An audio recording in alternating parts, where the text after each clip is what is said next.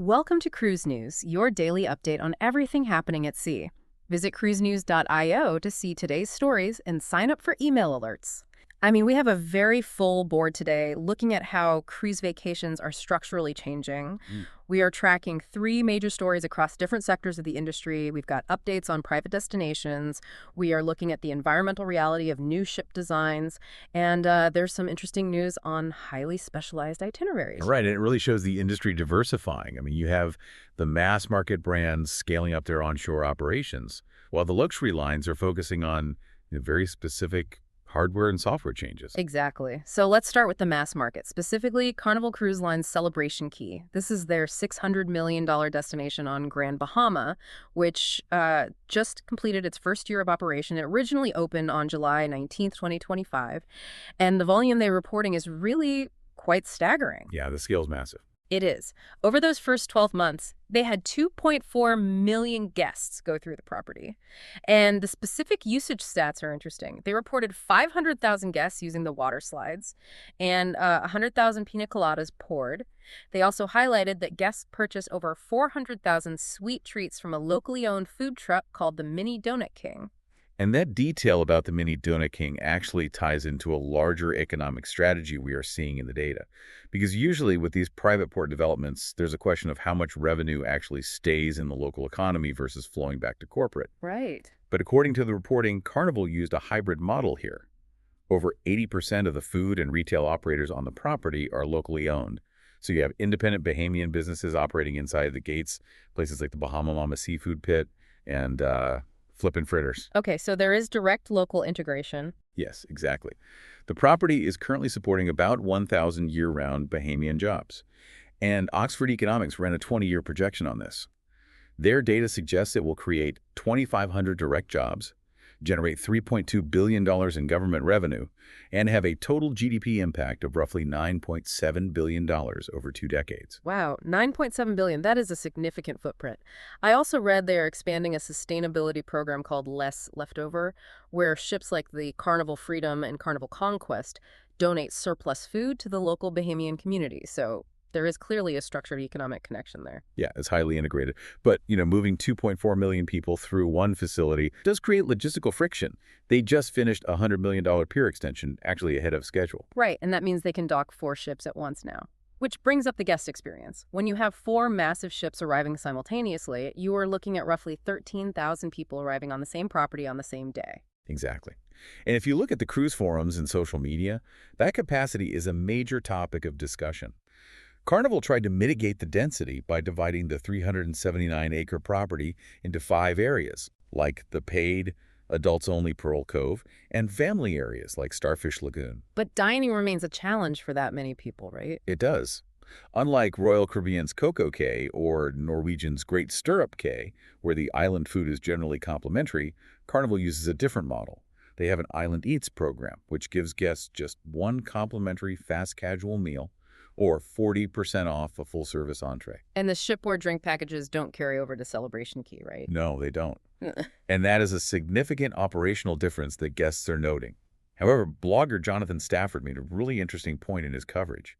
Because the destination is on Grand Bahama, guests are not restricted to the property. Oh, that's right. They can actually leave the gates. Yeah, they can take a taxi into Freeport, book independent boat tours, or visit local distilleries. So it's not an entirely closed loop. We do need to report on a more serious aspect of this first year, though. Handling this volume of passengers in a waterfront environment has presented serious safety incidents. Yes, it has. According to the reports, 2 American tourists, both in their 70s, died in separate drownings on the same day during the first year of operation. And in a separate incident in May, an 88-year-old guest passed away after driving a mobility scooter off the pier. Right, and Carnival did issue a statement addressing these incidents, emphasizing that safety is a top priority and that they are continuously reviewing and adapting safety measures across their private destinations. Yes, and that safety infrastructure will be tested further because they are projecting massive growth. They expect 3.5 million guests in year 2. The 4 ship days become a routine schedule by September 2026. Oh, they're bringing in other corporate brands, too. Exactly. The Star Princess arrives in November 2026, and Ada ships will follow. CEO Josh Weinstein stated they could hit 4 million annual guests at this location by 2028, and they've only developed 68 acres so far, with 154 acres still available. And just for context on the scale, Weinstein noted they expect to host 11 million guests across all their Caribbean destinations by the end of the decade. Moving that many people requires massive vessels, which brings us to our second story, the environmental technology powering these new ships. We are tracking a major delivery in the luxury sector. On July 23, 2026, Fincantieri delivered the Explora III in Genoa. Right, this is for MSC Group's luxury brand, Explora Journeys. And just looking at the hardware specs, it's 72,810 gross tons and about 19.2 meters longer than previous ships in the class, but holding roughly the same number of guests, around 922. So a very high space-to-guest ratio. Exactly. They added the first chopard boutique at sea, a dining concept called the Cellar, and the Shore Club on Deck 11. But the real news with Explora III is the propulsion. This is the brand's first ship capable of running on liquefied natural gas, or LNG. Yeah, and LNG is currently the most debated transitional fuel in the maritime industry. Fincantieri provided several environmental claims with this delivery. They state the LNG system reduces sulfur oxides by 99%, nitrogen oxides by 85%, and particulate matter by 98%. They also claim it reduces greenhouse gases by up to 20% compared to standard marine fuel. And it has shore power capabilities, right? Yes, it can plug into local grids where available. It also received a dolphin notation from the RNA Classification Society. That dolphin notation is important. It certifies that the ship is engineered to minimize underwater radiated noise, which is crucial for marine mammal ecosystems. And that's particularly relevant since Explora III is scheduled for an Alaska season in 2027. But I want to go back to the LNG claims because our sources highlight a very stark debate here. Fincantieri says greenhouse gases are reduced by up to 20%, but environmental groups argue LNG might actually be worse for the climate. Right, it comes down to a mechanical issue called methane slip. Can you explain how that works? Sure. So LNG is mostly methane. When these large marine engines burn the gas, the combustion isn't 100% efficient. A certain percentage of that unburned methane slips through the exhaust and goes directly into the atmosphere. And methane is a highly potent greenhouse gas. Exactly. It traps heat much more effectively than CO2 in the short term. So while LNG undeniably improves local air quality by eliminating sulfur and particulate matter, its global climate impact is highly contested. The sources cite a life cycle analysis from the International Council on Clean Transportation, the ICCT, and their numbers really challenge the industry narrative. They report that when you factor in upstream extraction and this methane slip, LNG can actually produce 16% more life cycle greenhouse gases over a 100-year period compared to standard marine gas oil. Right. And over a 20-year period, they calculate it produces 70 to 82% more greenhouse gases. Plus, Reuters reported that the average methane slip on these cruise engines is about 6.4%, which is well above the International Maritime Organization's assumption of 3.5%. So you have the industry aggressively building LNG ships to meet immediate local emissions regulations, while environmental data suggests it accelerates short-term warming. And this is a massive financial commitment. The 2026 global order book includes 13 new ships valued at $9.5 billion, many utilizing this technology. It is a complex transition, though it is worth noting Explora Journeys is already planning the next phase. The sources indicate that Explora V and Explora VI, coming in 2027 and 2028, will incorporate hydrogen fuel cells to further address these emissions. Yeah, they recognize that LNG is just a stepping stone. Okay, for our final story, we are shifting from the ship's hardware to the itineraries. We are looking at how shore excursions are evolving, specifically in the ultra-luxury market. Right, the trend is moving heavily toward hyper-local, highly curated experiences. Silversea is a great example of this. They're launching a new program in Western Europe under their S.A.L.T initiative, which stands for Sea and Land Taste. It's their Grape Harvest program, debuting on the Silver Dawn and Silver Spirit. The level of curation here is really detailed. It is. Just on the ship, they have a 9-course chef-led dinner at their French restaurant, La Dame.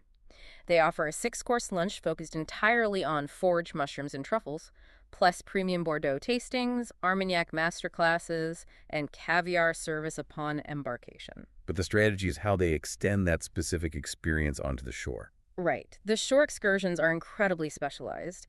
They are arranging Michelin chef-led lunches at Chateau du Prince Noir in Bordeaux. Guests are doing private port blending in Portugal's Douro Valley, and even truffle hunting in France, which is followed by lunch at Chateau Royal de Cazeneuve. And what's interesting is the business rationale behind this. Silversea's president, Bear Hernandez, noted that modern luxury guests are demanding what he calls direct access. What does that mean in this context? It means selling experiences that aren't available to the general public. Hernandez gave two specific examples. They arranged for guests to enter a local countess's private kitchen in northern Portugal. And in Normandy, a chef invites guests into her actual home to teach family recipes. So they are essentially organizing private, exclusive access at scale for their passengers. Exactly. It requires intense logistical planning to maintain that level of authenticity while managing cruise ship timetables.